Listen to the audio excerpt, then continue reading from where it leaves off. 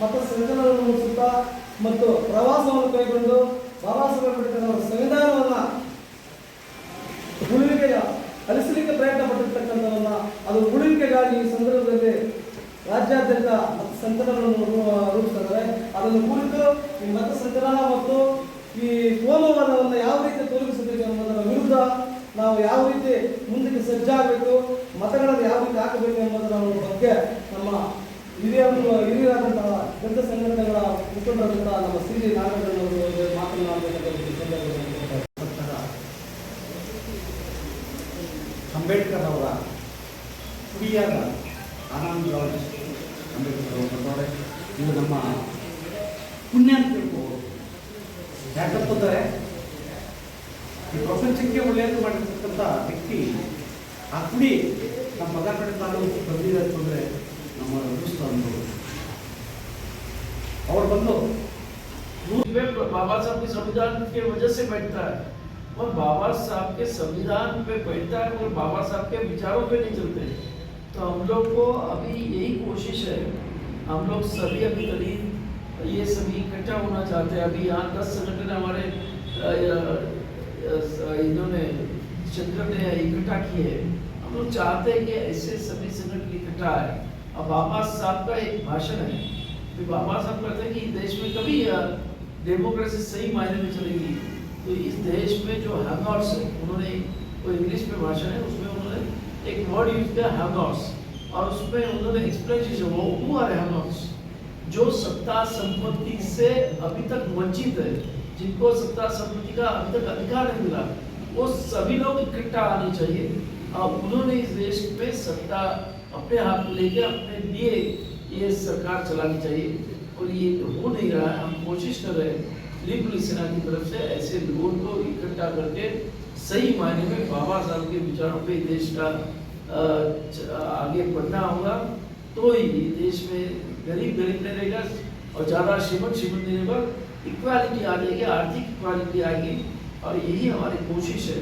और इसीलिए आज इस देश में जिस तरह की जाति रंगे और जाति और भ्रष्टाचार है उसको कम करने के लिए धर्म का राजनीति में आना बहुत दुर्भाग्य है। बाबा साहब बोलते हैं कि जब भी राजनीति में धर्म आ जाएगा उसी दिन लोकशाही खत्म हो जाएगी। आज इस देश में यही कोशिश हो रही है। हम चाहते हैं कि धर्म की राजनीति नहीं होनी चाहिए, यहाँ देश में प्योरली सेक्युलर राजनीति हो, धर्मनिरपेक्ष राजनीति हो, और हमारा धर्म हमारे घर में रहे। हम जब बाहर पढ़ते हैं, रास्ते पे आते हैं, तब हम सब भारतीय हैं, हम सब भाई हैं। इस तरीके का माहौल इस देश में होना चाहिए, और अगर ये माहौल होता है तो सही मायने में इस देश की तरक्की ये आज जो हो रही उससे दुगनी हो जाएगी और देश महासत्ता बन सकता है। ये बाबा साहब का सोच है और यही सोच लेकर हम लोग जा रहे हैं।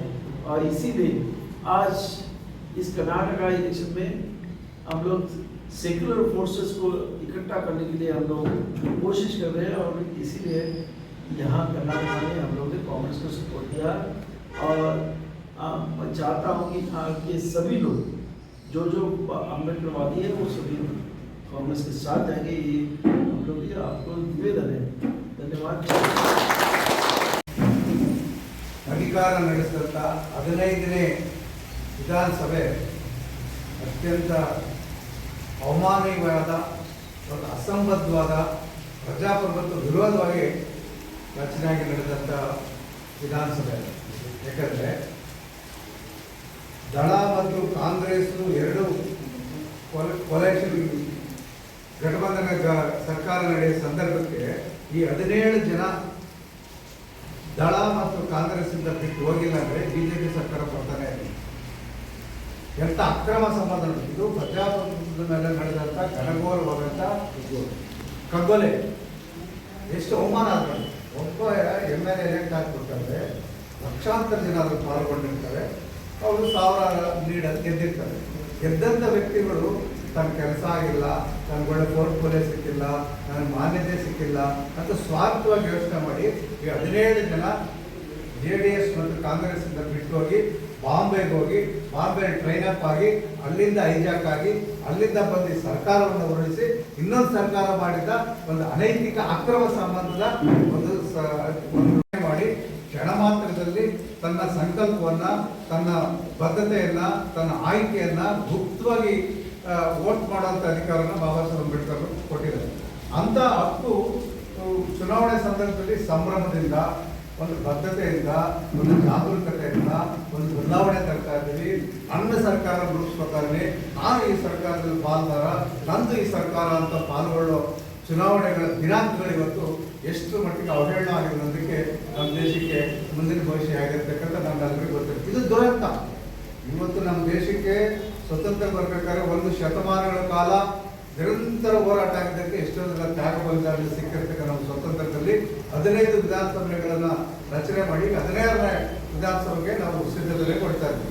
ಅದರಿಂದಾಗಿ ಬಾಬಾ ಸಾಹೇಬ್ ಅಂಬೇಡ್ಕರ್ ಕೊಟ್ಟಿರ್ತಕ್ಕಂಥ ಈ ಮತವನ್ನ ಜಾಗೃತರಾಗಿ, ಅರಿವಿನಿಂದ, ಅಧಿಕಾರಿತವಾಗಿ, ಅಧಿಕಾರದಿಂದ ಈ ಸರ್ಕಾರ ನಾನು ರಚನೆ ಮಾಡ್ತೇನೆ, ನಂದು ಸರ್ಕಾರ ನನ್ನ ಭಾವನೆ ಇಷ್ಟು 75 ವರ್ಷಗಳ ಸ್ವಾತಂತ್ರ್ಯ ಆದ ನಂತರ ಮೂರು ಸೇರೋದಕ್ಕೆ ಈ ಎಲ್ಲ ರಾಜಕಾರಣಿಗಳ ಕಾರಣ, ಈ ಸಮಾಜ ಕಾರಣ, ಇದಕ್ಕೆ ಪಾಲ್ಗೊಳ್ಳಿದ ಜನ ಕಾರಣ.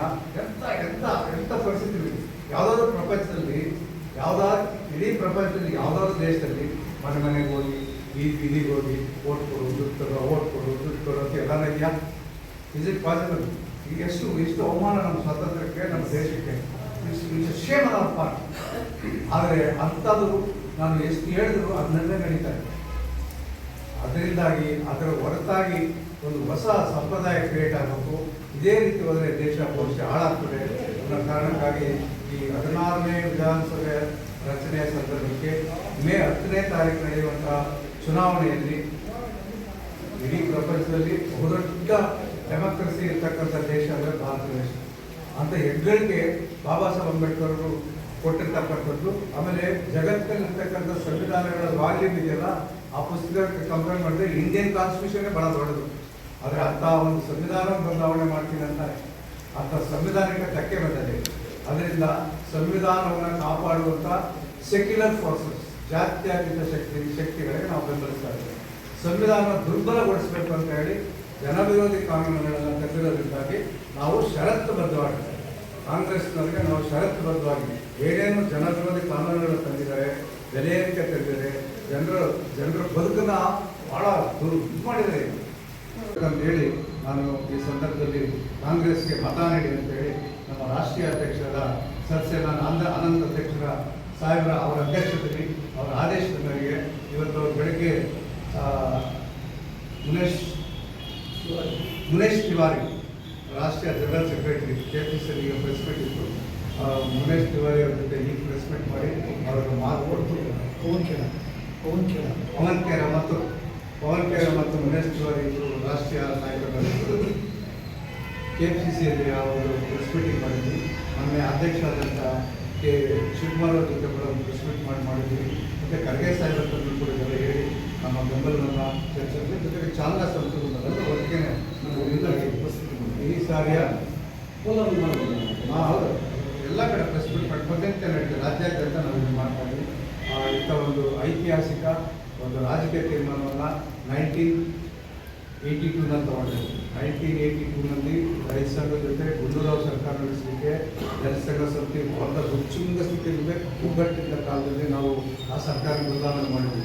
ಈಗ ಒಂದು ರಾಜಕೀಯ ತೀರ್ಮಾನ ತಗೊಂಡು ಇವತ್ತು BJP ಬದಲಾವಣೆ ಮಾಡೋಕ್ಕೆ ಒಂದು ರಾಜಕೀಯ ತೀರ್ಮಾನ, ಒಂದು ಪ್ರಾಯೋಗಿಕವಾಗಿ ಮಾಡಿದ್ವಿ. ನಾವು ಗೆದ್ದೇ ಈ ಸರ್ಕಾರ, ಈ BJP ಸರ್ಕಾರ ಹೋಗಿ ಹೋಗುತ್ತೆ, ಕಾಂಗ್ರೆಸ್ ಸರ್ಕಾರ ಬಂದೇ ಬರುತ್ತೆ ಅಂತ ಹೇಳ್ತಾ ಈಗ ನಮ್ಮ ರಾಷ್ಟ್ರೀಯ ಅಧ್ಯಕ್ಷರಾದಂಥ ಆನಂದ